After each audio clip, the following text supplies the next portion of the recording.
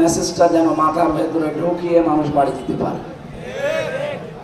আমি মুসা নবীর কাহিনী শুরু করলাম 2.5 ঘন্টা, যাওয়ার পর আপনার কিছু তো সাদা বলে আমি করবো কি? এখানে এমন কিছু আমরা বলতে চাই, তেলাওয়াতকৃত আয়াত থেকে আপনারা লিখে দিয়েছেন তাফসীরুল কোরআন মাহফিল, তাফসীর মাহফিল লিখেছেন, আমরা তাফসীর আকারে কথা বলতে চাই ইনশাআল্লাহ। قالوا سبحانك لا علم لنا إلا ما علمتنا إنك أنت العليم الحكيم। বাংলাদেশের ঐতিহ্যবাহী জেলা সিরাজগঞ্জ উল্লাপাড়া থানার অন্তর্গত, এবং এটাকে নাকি উল্লাপাড়ার মদিনা বলা হয়। মদিনা যেমন সুরক্ষিত, এই এলাকাটা অন্তত সুরক্ষিত আমরা বিশ্বাস করি। মনোহারা ফুটবল মাঠ সংলগ্ন কেন্দ্রীয় জামে মসজিদের উন্নয়ন করবে 27তম বাৎসরিক।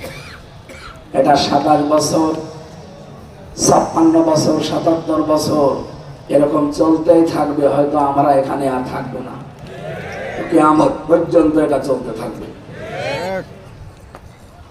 কোরআনের কথা যারা বলে, কোরআনের সাথে যারা আছে, এদেরকে নিয়ে আজ কিছু মানুষের অলরেডি আমরা চোরকানি দেখতে পাচ্ছি। আমি কয়েকটা কথা 2 মিনিটে বলছি, একটু ভালো করি। এটা রেকর্ড হচ্ছে, সারা দেশে যাবে, এই জন্য বলছি। বিএনপির নেতাদের থেকে বাম এবং রামদের মতো বক্তব্য জাতি প্রত্যাশা করে না।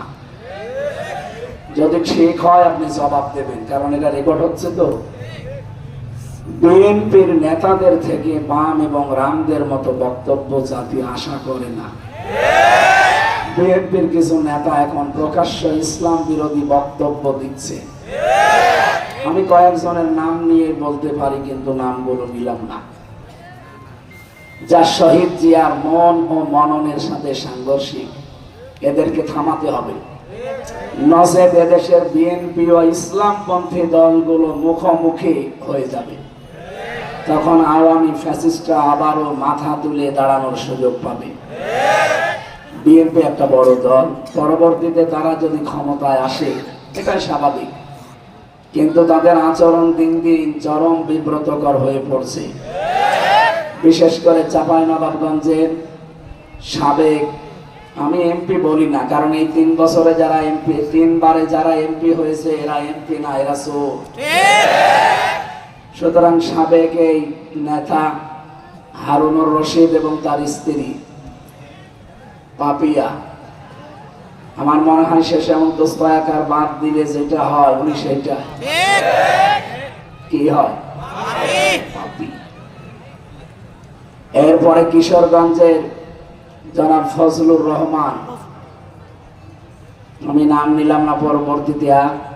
গত 2 দিন আগে আপনারা দেখতে পাচ্ছেন বাগেরহাটের মামলার বিএনপি নেতা জুলফিকার আলী, উনি রাজনৈতিক দলের একটা গঠনমূলক নাকি সমালোচনা করছিলেন। এই জন্য বলতে বলতে বলেছেন যে কোরআনে কারিম ভাওতাবাজি। তার মানে এটা বোঝাতে চেয়েছিলেন যে কোরআন, জামাত ইসলাম, শিবির এরা কোরআনের কথা বলে, এরা ভাওতাবাজি করে। এদের এই ভাওতাবাজি বন্ধ করা দরকার। কোরআন দিয়ে যারা কথা বলে, নবীজি বলেন মান ক্বালা বিহি সাদাকা, এরাই সত্য কথা বলে।